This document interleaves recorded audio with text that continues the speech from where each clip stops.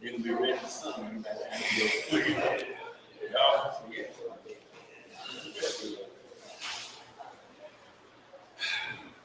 Uhuru.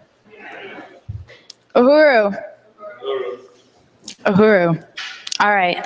Uhuru. So my name is Akila Nai. I am a member of the International People's Democratic Uhuru Movement. And I first want to appreciate everybody for coming out to this Sunday rally. And for our online listeners, I know that we have viewing parties in St. Louis and San Diego right now. So woo, shout out to you guys. We are going to be talking about this fiasco of an election in which Trump was the presidential elect. And we are calling to African people to get organized in this meeting. We're going to have a powerful presentation from the chairman, Amalia Shatella. But before we begin into our program, I want everybody to stand up and say the African pledge. I pledge allegiance to my African people. I pledge to develop my mind and body to the greatest extent possible. I will learn all that I can in order to give my best to my people and our struggle for liberation through revolution. I will keep myself physically fit, building a strong body free from drugs and other substances which weaken me and make me less capable of defending myself, my family, and my African brothers and sisters. I will unselfishly share my knowledge and understanding with others in order to bring about change more quickly. I will discipline myself to direct my energies thoughtfully and constructively rather than wasting time in idle hatred.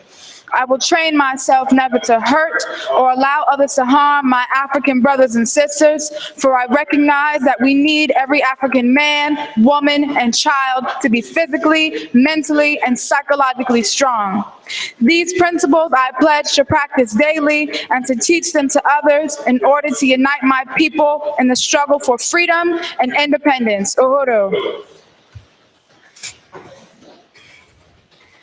So in a minute, we'll be viewing a clip from the National Black People's Political Agenda for Self-Determination Convention that was held November 5th and 6th in Washington, D.C. We just returned, and it was an amazing convention where we put forth the 19 points of the Black people's political agenda for self-determination, because we were saying not to vote for Clinton, not to vote for Trump, but to vote for Black power, vote within your interests, unite with these 19 points and push these to the platform. This is our agenda. This is the agenda that speaks to African people, the conditions that African people face in this country. It was a 2-day event. We had a rally and march on the White House. We rallied at Malcolm X Park. We heard mothers who have lost their loved ones to police murder. They spoke at Malcolm X Park. Among those mothers was Tony Taylor in St. Louis, the mother of Corinne Gaines, and Kunde Manvita, who's the mother of Dominique Battle, and over the case of the Justice for the 3 drowned Black girls. It was an amazing rally. And then after that rally, we had a march on the White House where we had over 200 something Africans marching down the streets of Washington, D.C. to the White House. And we had a rally in front of the White House in Lafayette Park. And again, that was amazing. Mothers spoke and the chairman spoke. And the next day we were at Howard University, where we had many people, a part of the coalition, speaking. We had panel discussions, and we talked about the 19 points. And it was just an amazing convention. It was so beautiful to be at, and I was honored to be able to participate. And we have a clip here that was from the march that we did, so you guys can see how impactful it was, you know, just to be there in the midst of all these Africans and putting our own agenda on the table. So without further ado, I'm going to go ahead and show this video. Uhuru.